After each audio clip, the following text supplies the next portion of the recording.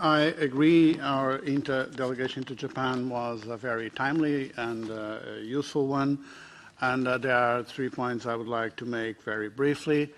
The first one is that besides meeting with parliamentarians, business associations, trade unions, consumer organizations, and NGOs, we had a chance to have a number of high-level political meetings with ministers, which is, of course, a political sign of commitment by Japan to this economic partnership agreement. Second, we had the chance to deliver our messages, namely on the importance of the commitments on sustainable development, including, as you mentioned, sustainable development goals, climate change, fighting illegal logging, and in particular, the need to move towards the ratification of the 2 remaining ILO conventions. We also took note of the Japanese message in favor of an early entry into force of this agreement, and truly speaking, we saw no clear opposition to the agreement in the civil society. Third, the special advisor of Prime Minister Abe announced to our delegation that the Japanese government will create an interministerial framework to deal with the implementation of the Sustainable Development Commitments, including the ratification of the 2 remaining ILO conventions. Now, of course, we've been asking for concrete steps towards the ratification, and this is clearly a concrete step forward, and I believe we should welcome that as a positive development. Now, on the draft resolution and the draft recommendation, according with the agreed timetable, I have submitted to you my draft resolution and draft recommendation on this EU-Japan Economic Partnership Agreement.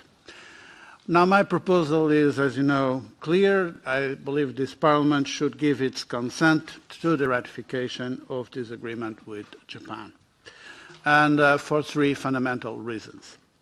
The first one is that this agreement with Japan is of major strategic importance.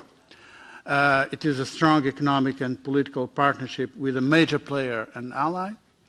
It is a clear sign against Trump's protectionist agenda and in favor of an open, fair, and rules-based global trade order. And it promotes EU values and standards in the Asia-Pacific region. Secondly, this agreement is also very important from the economic point of view, and it has huge potential for economic growth and job creation in Europe. It is the major bilateral trade agreement ever concluded by the European Union.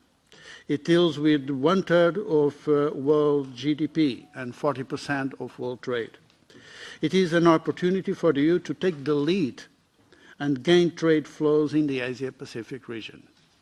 And it is, finally, quite balanced, delivering on our offensive interest in the Japanese market and safeguarding our sensitive sectors, and truly speaking, the most sensitive sectors during the negotiations, agriculture, the automotive sector, the railway sector, they are now all speaking in favor of the final outcome. Thirdly, this agreement belongs to a new generation of trade agreements. It takes into account sustainable development concerns. From this point of view, and comparing with the agreement we've just concluded with Canada, I believe it is fair to say that this agreement is clearly CETA+. It has a reference, clear reference to the Sustainable Development Goals.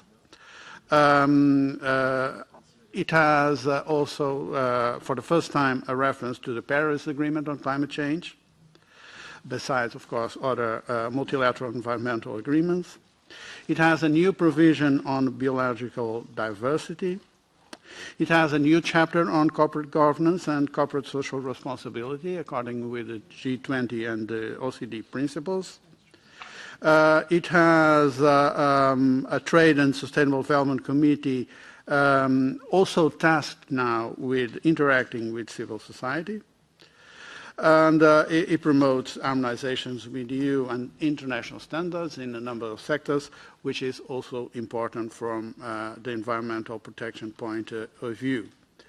Moreover, this agreement also delivers on the commitment to promote sustainable agriculture with new cooperation mechanisms, including for rural development, safe food for consumers, and the fight against illegal logging and illegal fishing.